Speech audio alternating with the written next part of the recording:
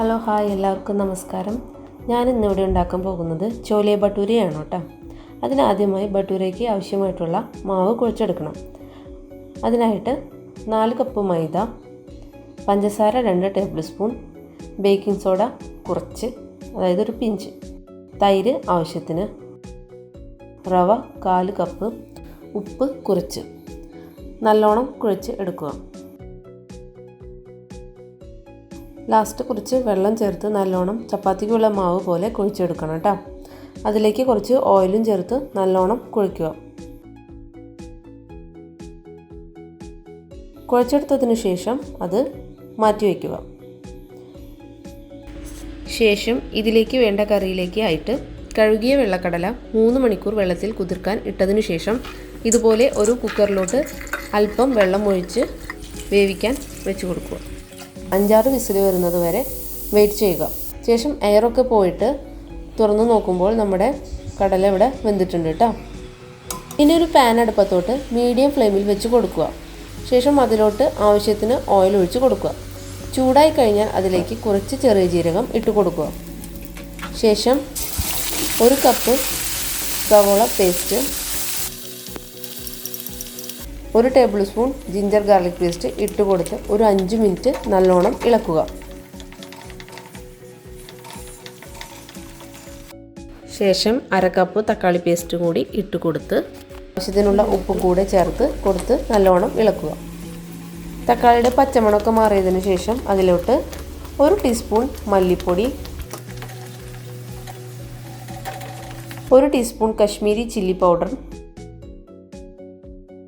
1 teaspoon കുരുമുളക് പൊടി, 1 teaspoon ചെറിയ ജീരകം പൊടി, കുറച്ച് മഞ്ഞൾപ്പൊടി, അതുപോലെ തന്നെ amchur powder 1 teaspoon. Amchur powder ഇല്ലെങ്കിൽ വിനീഗർ ഒഴിച്ച് കൊടുത്താൽ മതി കേട്ടോ. ഞാനിവിടെ 1 ടീസ്പൂൺ വിനീഗറാണ് ഒഴിക്കുന്നത്. ശേഷം നല്ലോണം ഇളക്കുക. അതിലേക്ക് 1 കപ്പ് വെള്ളം ഒഴിക്കുക. തിളച്ച് വരുമ്പോൾ അതിലേക്ക് വേവിച്ച് വെച്ചിട്ടുള്ള കടല ഇട്ട് കൊടുക്കുക. 10 മിനിറ്റ് നല്ലോണം വേവിക്കുക. ശേഷം അതിലേക്ക് 5 പച്ചമുളക് കീറിയത് ഇട്ട് കൊടുക്കുക. പിന്നീട് garam masala 1 teaspoon, kasuri methi 1 teaspoon, 2 minute നല്ലോണം കുക്ക് ചെയ്യുക. ശേഷം മല്ലിയില അരിഞ്ഞത് ഇട്ട് കൊടുക്കുക. ഇപ്പോൾ നമ്മുടെ ഭട്ടൂരയിലേക്ക് വേണ്ടിയിട്ടുള്ള കറി സെറ്റായിട്ടുണ്ട് കേട്ടോ. ഇനി നമുക്ക് നമ്മുടെ ഭട്ടൂര പരത്തി വറുത്തെടുക്കണം.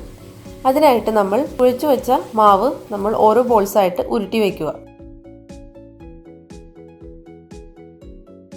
ശേഷം ഓരോന്നായി പരത്തി എടുക്കുക.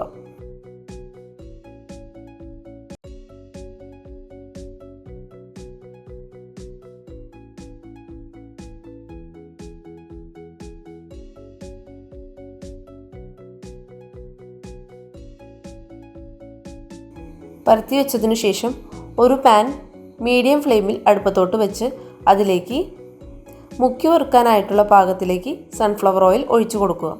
ശേഷം ചൂടായി വരുമ്പോൾ വീഡിയോയിൽ കാണുന്നത് പോലെ ഓരോന്നായി മുക്കി വറുത്ത് എടുക്കുക.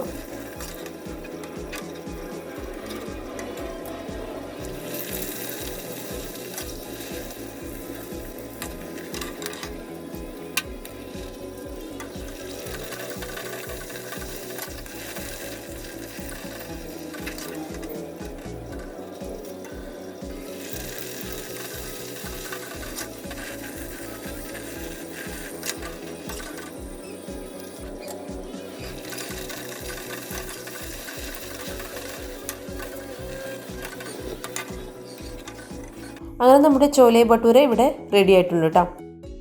അപ്പോൾ എല്ലാവരും ഇതൊന്ന് ട്രൈ ചെയ്ത് നോക്കണേ.